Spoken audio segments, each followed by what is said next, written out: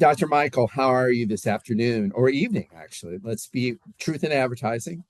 It's Yeah, evening time with this recording session. very unwell. How are you doing? I'm doing very well. I'm excited I'm excited to talk about Jenny Odell, How to Do Nothing, Resisting the Attention Economy. I should say this at the first.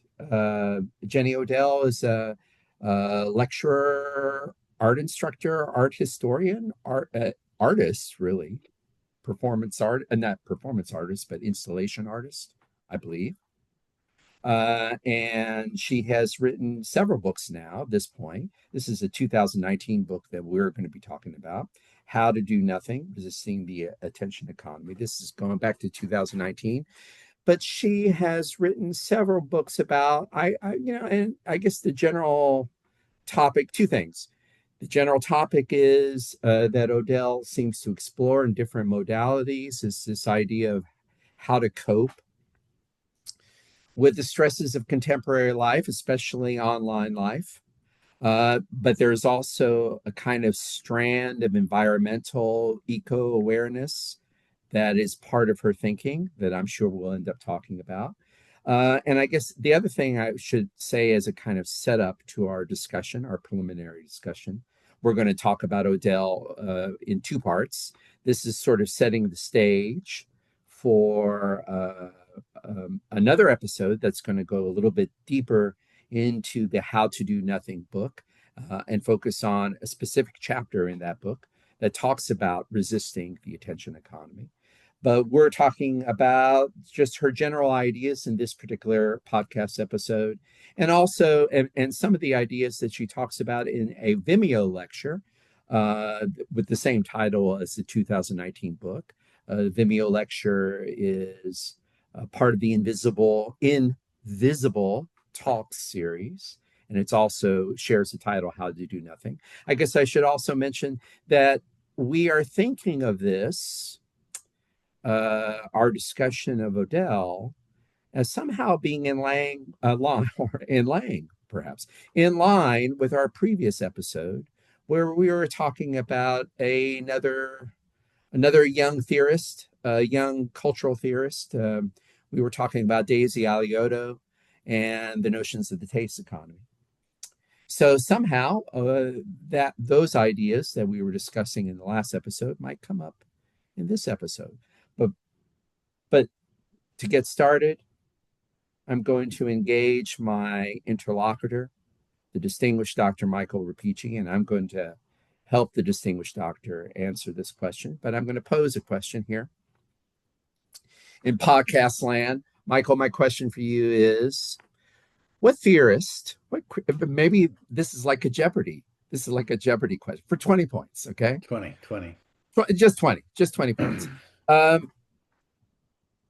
Well, no, they don't do points, right? They do dollars, right? So like a hundred I'll do dollars it for $20. I'll do it for $20. for $20. Um, what critical media theorist, stalwart of critical media studies podcast, does Jenny Odell kind of remind you and me of? So I'd like to say that the answer in the form of a question would be who is Jonathan Crary? They, Um, you did I win just win this my 20 category. bucks? You can now you can continue. You continue to the Jeopardy game.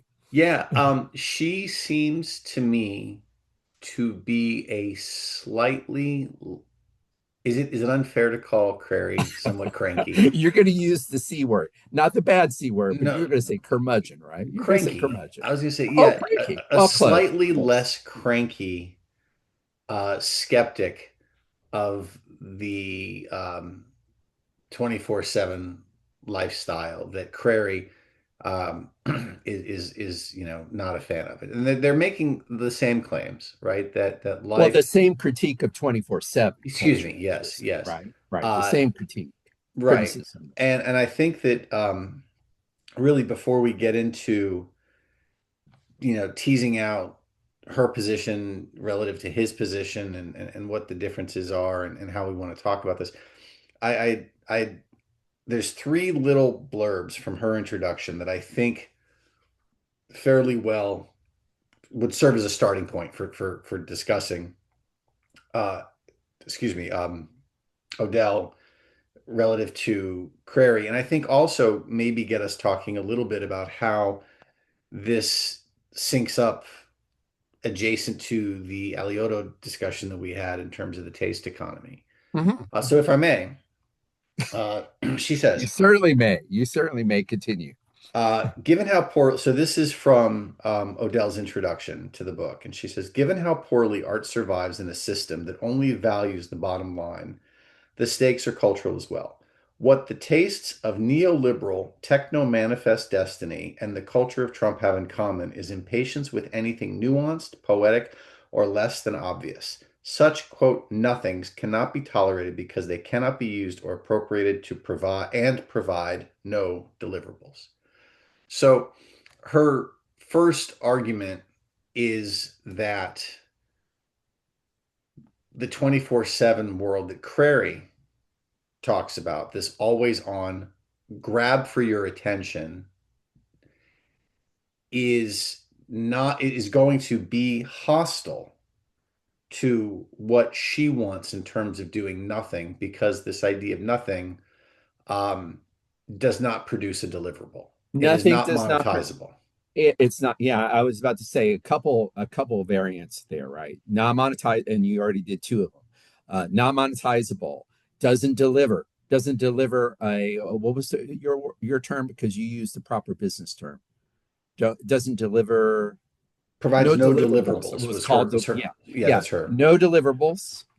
Um, um, cannot easily be monetized, and I guess we should say, for the benefit of listeners who are not aware of our Crary episodes, we encourage you to go back and revisit the archive. But just very briefly, and this is um, also perhaps relevant as a context for Odell.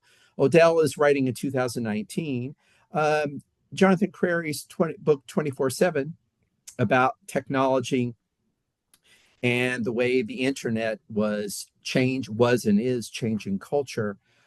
Came out, I believe, in 2012, 2013, and the big, I guess, the big sweeping claim that underwrites all of Curry's analysis is that the internet is actually restructuring our sense of time, restructuring the 24-hour day in order to create a 24 a more amenable, and this is, I think, what you were saying in relation to Odell and what Odell is seizing on from her different angle near the end of the decade, this idea that the internet is changing the 24-hour cycle into and redefining it as a time for the production, for production, as a time for making, getting, spending,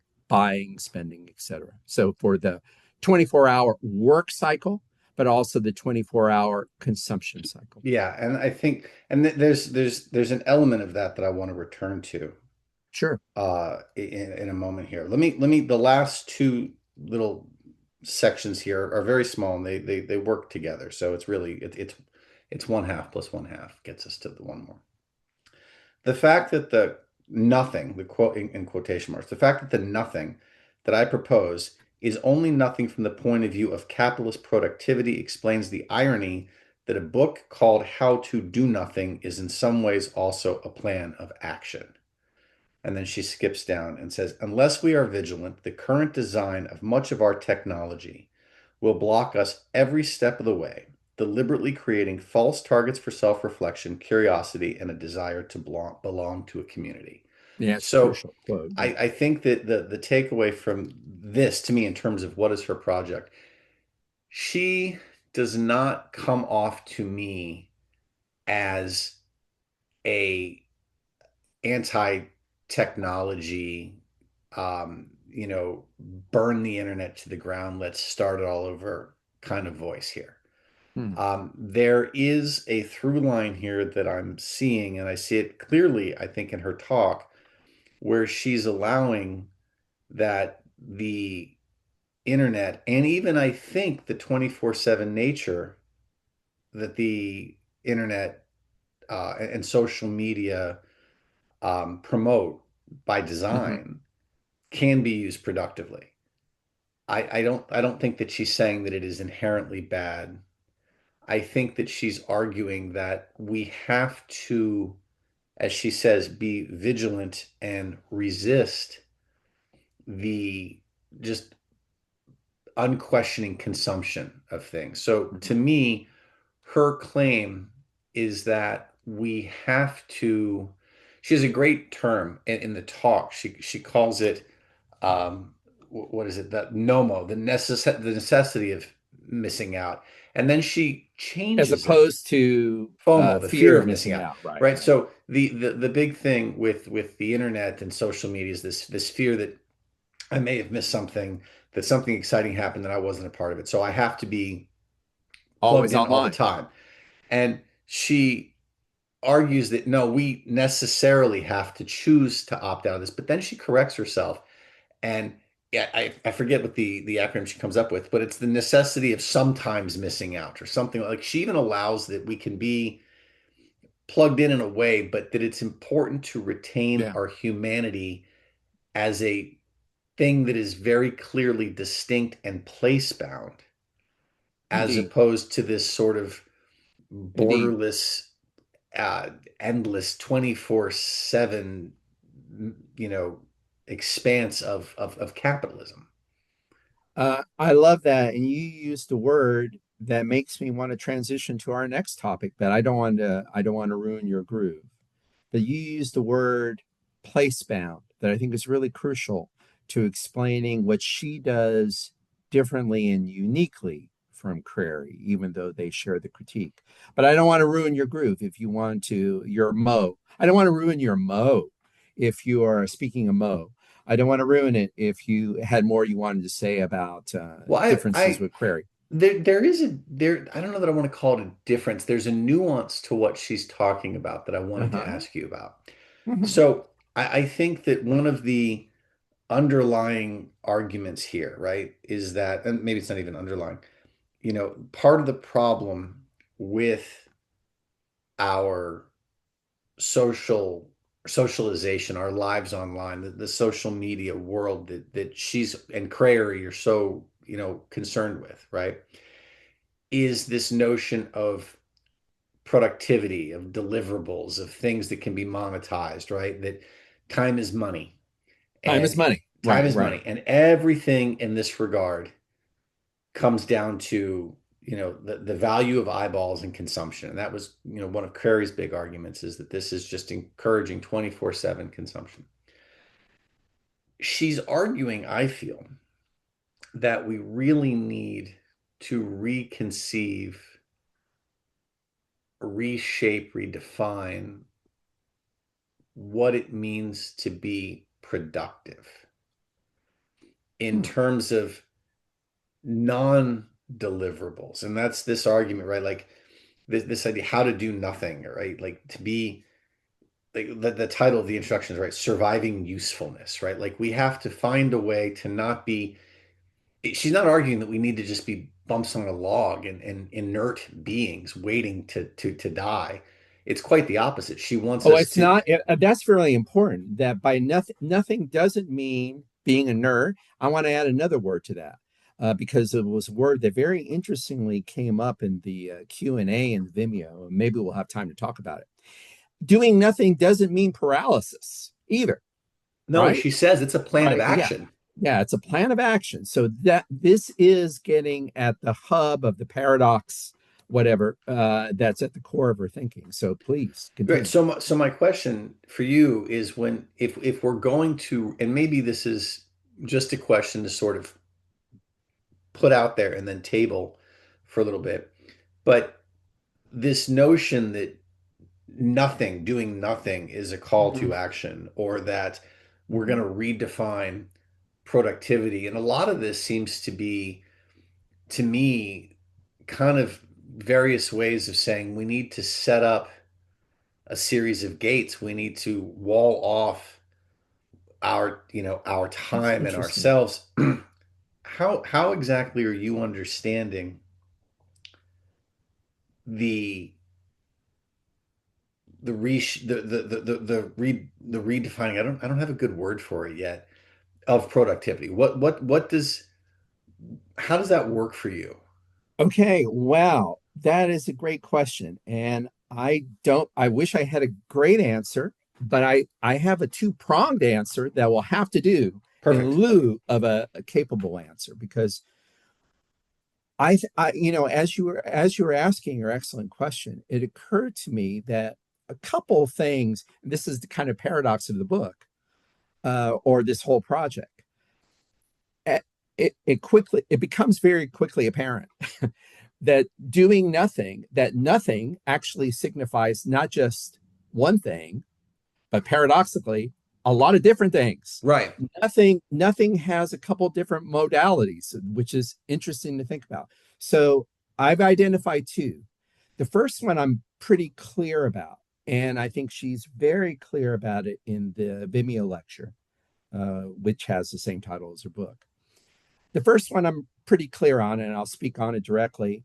The second one I'm a little less clear on, and I'm definitely going to enlist your help in talking about it. The first one, so part of nothing, as I understood her talk and what I've read so far, there is no doubt that nothing is her word for the practices that actually nothing, so nothing, the paradox here, nothing is kind of complex and it stands for a couple different things. One of the definite things that I think she wants nothing to signify, rather than nothing signifying an absence, nothing signifies a couple different things, one of which, and I think one of the most important things, actually, is that nothing is her name for the practices of maintenance and self care and withdrawal, the kind of withdrawal from everyday purposeful activity, let alone money making, but just even purposeful, useful activity. That part of the reason you indulge in that nothing is for very concrete material, as a concrete material way, very practical way, I'll put it that way, very practical way of maintaining your sanity, your health, of getting grounded in the world. So that's what I'm calling about maintenance and self care. So nothing seems to have everything to do with practices of self care. And how does that work? It seems to work that she feels that there's a kind of withdrawal into these practices. Now, most of them have to do, you were talking about, she's not a fanatic about getting offline. But in most of her examples, of care and practice, care and maintenance and withdrawal, I think they mostly do entail getting offline. Well, And you're doing it in order uh, to maintain your self insanity. I think she's calling for us to, in a way, to protect our humanity, Exactly. lest Yeah. we get sucked in to Yeah. a Yeah. wholly digitized, Exactly. placeless sort of experience. Um, to So me, practice care. I mean, do you agree with what I'm saying about practices of self care and maintenance? And wholeheartedly. In fact, I okay. think that the terms that I have in my notes here is that this is that it requires effort, care, and maintenance. These are necessities Yeah. to existing and thriving in this world. I think that she's the irony here, right, is that we mentioned earlier she's an artist. She's apparently a digital artist who spends a considerable amount of her time tinkering with Google Earth and so this fascination that she seems to have with place rendered digitally and then you know messing with that in ways that then call attention to the necessity and the role of place and things. I mean, I find her very compelling in all of these ways. I think that this kind of so I'm going to take us. We mentioned earlier that we're going to try and bring this back to Alioto in a way with the taste economy. And I think that there's a very clear connection between this idea that Alioto was playing with in terms of curation and being able to identify things of value to particular groups that are different that from or differentiated in some meaningful way from the massive content that is generated by artificial intelligence.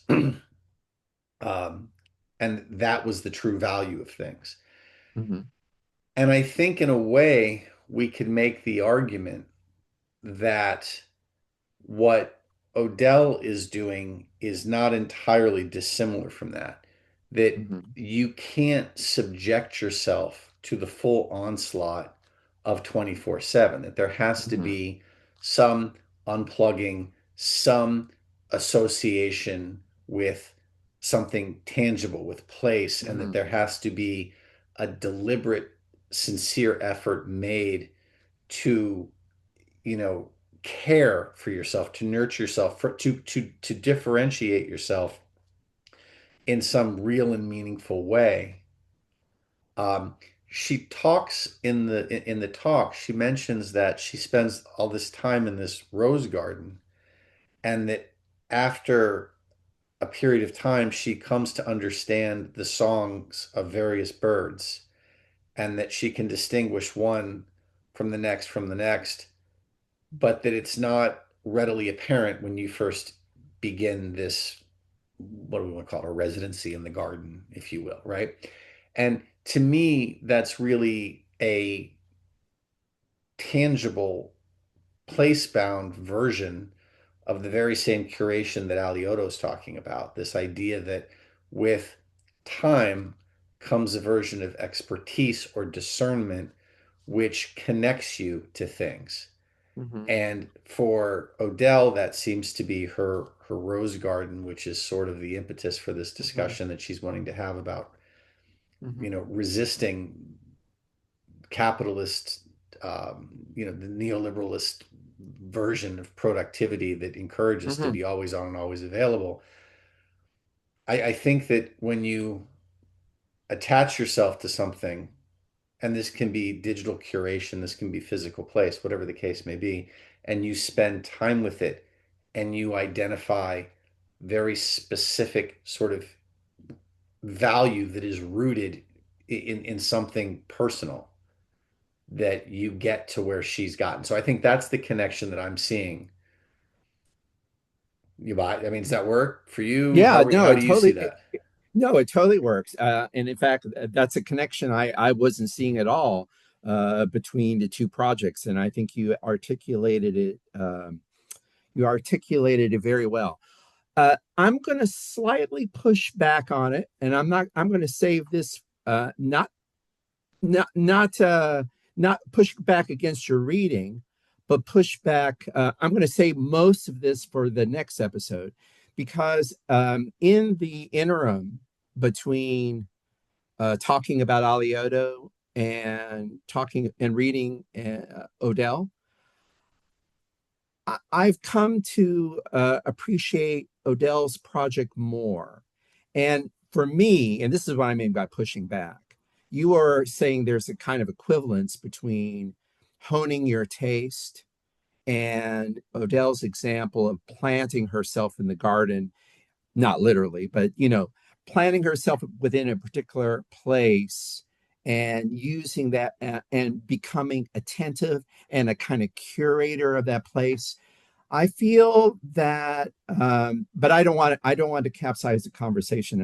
I sense that there will be other opportunities in our next episode to talk about this more. But um, I, I'm just going to put a little pin in this for right now. I'm, uh, I feel that in a way, I appreciate, or I think Odell's, I'll put it this way. I think Odell's way of inhabiting extra human or trying to identify extra human, non human, more than human perspectives, at which she talks about with her many environmental. uh, analogs with her discussions of gardens and cemetery spaces and things like this, cultivated spaces of nature, and of course the bird watching, which you were alluding to. I find that, well, number one, it's different from Crary, who doesn't really talk about solutions. So I might as well throw that out there, is that Odell is pretty articulate about alternative practices to 24/7 in a way that Crary, he had other fish to fry in 24/7. So he doesn't talk about that. But, I think there's a kind of danger in what Daisy Alioto is doing, and I won't insist on this. And like I said, I don't want to hijack this conversation. I assume this is going to come up later. And, I might have another opportunity to return to this. But I think it's a little bit dangerous to be talking about taste. Taste, to plant your flag on the hill of taste. Because taste comes from an 18th century middle class discourse that was all about setting up class distinctions, and that was all about human relationships to objects that had to do with setting up status distinctions.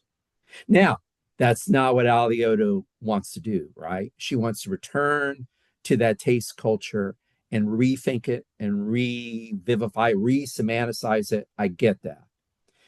But I would just say that's a little bit like playing with guns and saying you're going to be safe playing with a gun. Maybe you are. Maybe you are. I'm not going to say that you're not. But what Odell's doing seems to be much safer.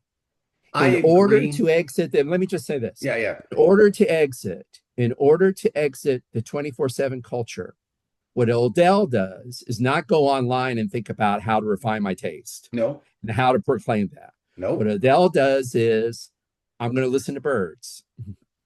That strikes me as safer ground. Okay, Let that's it. me let me clarify and see because I don't I think I went too quickly through something. The curation that Alioto is talking about, Mm-hmm. taste, Mm-hmm. is connected to things, Indeed. right? This so there is a physicality to it. Ooh, And I'm not talking so much about class distinctions, though I see it. Okay.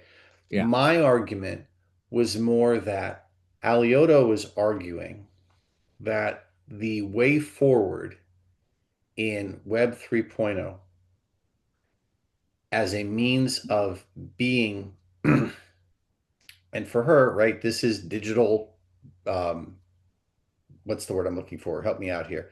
Um, digital Digital consumption, right? This consumption. is, right? Oh, yes. Right, right, right. Okay. Is now connected to an aesthetic that is manifest in physicality, Mm-hmm. physical Mm-hmm. things. Okay. In objects, yeah, right. Yes. Right. Odell is not saying we need a complete retreat from the internet. No, she's not. She's not. Odell is saying that we need to root ourselves in something and that we need to pay attention to real things. And for her, a lot of that was birds, but it could be It could have wristwatches. been. It could be Yes, anything, yes, right? absolutely. She's open about that, right? And so, she's open that this is just her practice, and so my Mhm, the connection that I'm seeing is mhm, that both of them, in different ways, mhm, are saying essentially, look, there's a lot of stuff.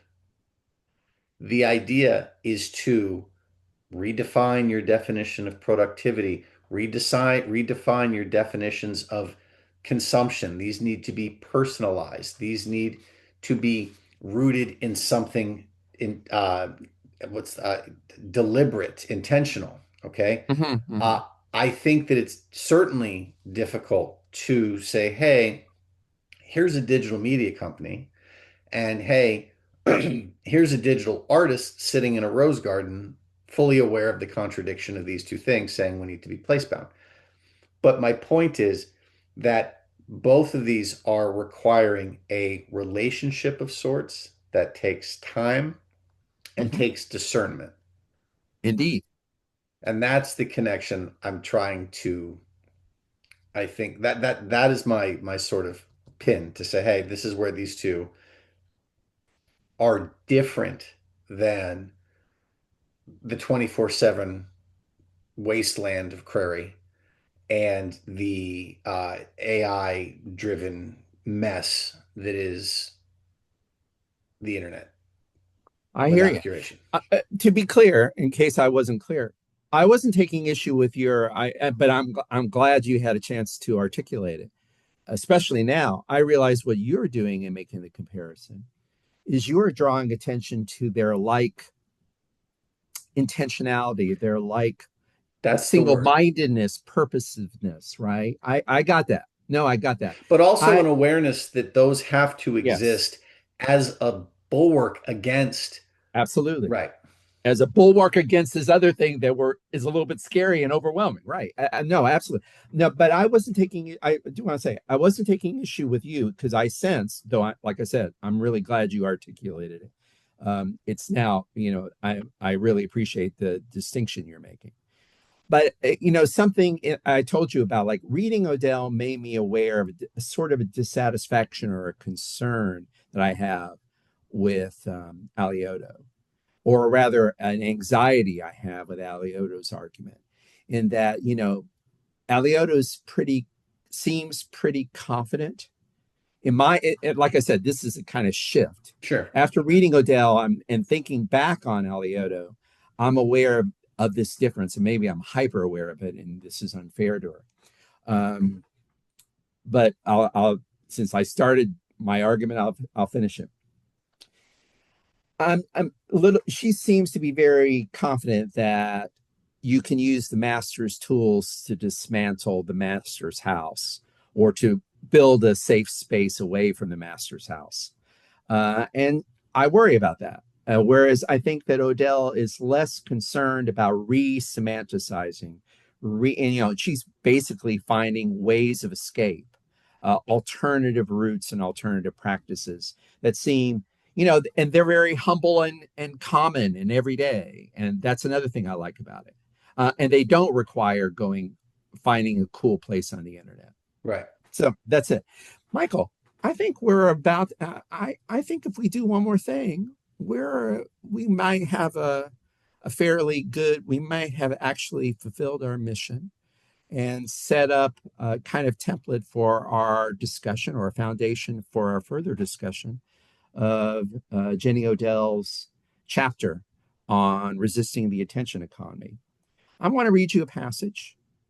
So, what you might remember many minutes ago, I said there were two things when you mentioned about Odell's interest in inhabiting place bound or articulating place bound strategies for reconfiguring a resisting 24/7 economy. I said, well, what does she mean by nothing? She clearly means practices of care and maintenance.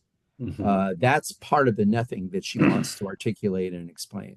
But I said there's another nothing that she's also very interested in defining, but I find it harder to define that particular articulation of nothing that she's pointing to.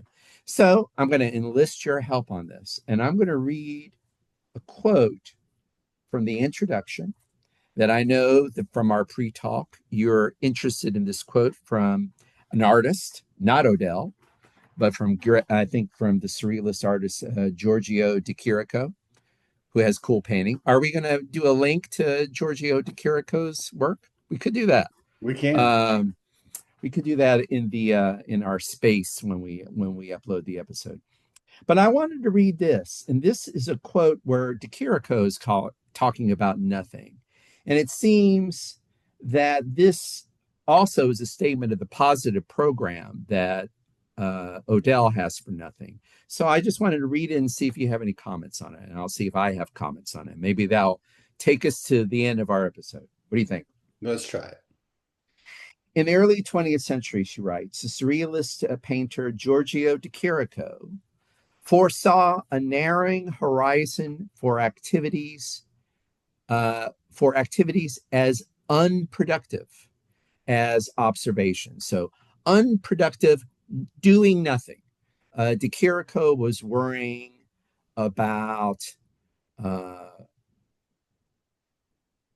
a future time and a future society that so privileged productive activities that there would be no time, literally, for activities that would be regarded as unproductive. And so he writes, and this statement from DeCirico, Odell quotes it as a kind of statement of purpose for herself as well.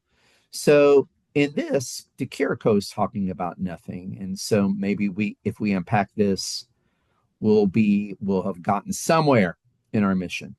In the face of the increasingly materialist and pragmatic orientation of our age, the Kiriko writes, it would not be eccentric in the future to contemplate a society which those who live for the pleasures of the mind will no longer have the right to demand their place in the sun.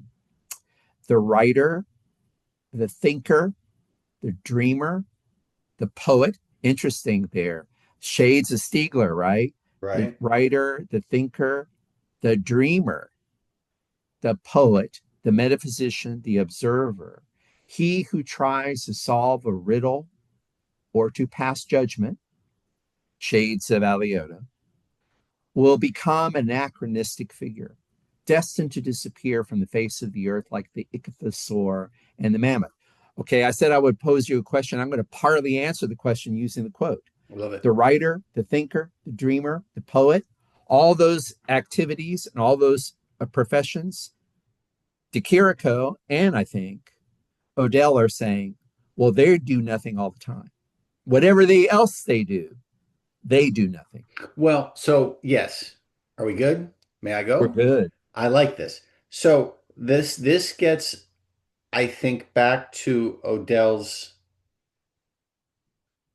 call to reconsider what we mean by productivity. Indeed. It's not that the writer, thinker, dreamer, poet, metaphysician, or observer don't do anything. It's that they don't produce anything Anything. marketable or deliver. There is no There's no deliverable there. deliverable. You can't sell that. Right. Right. And what they're saying here is that basically the role of the critic is nil because the critic passes intellectual Judgment. judgment on something, but you can't buy or sell that judgment. There's no product. And this to me is the connection with Alioto where she's saying, well, wait a minute, the production, and this is where I see the overlap.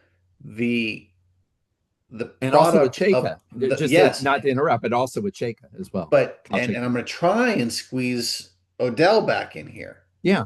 The product of the critic is a relationship. And it's this sort of time investment because the relationships take time. They take nurturing, they take maintenance, right? It is this relationship that gets produced, which is the thing that is the project I think. Look, Odell and Alioto have very different projects, but the overlap is the awareness that relationships are valuable and take time. And the value in Alioto's case is financial. The value in Odell's case, I think, is personally enriching. Existential, even. Yes, Yeah. right? But they're both aware that I think, regardless of which side of the capitalist fence you fall on here, Mm-hmm. without this intentionality, Mm-hmm. without the deliberate move to slow down and cultivate something, DeCirico is right. There is no space for this. You are now going to be washed aside. Wonderfully well done. I think that's our ending for this episode. And we're going to pick up Jenny Odell and just sort of fast forward to chapter 4 and talk about her strategies for how to resist the attention economy, the new attention economy set by the internet. I'm excited. I'm a big fan of hers. I am. Uh, I'm looking forward to that discussion, Barry. So thank you. All Let's right. we'll pick this up next time. Pick this up next time. Take care.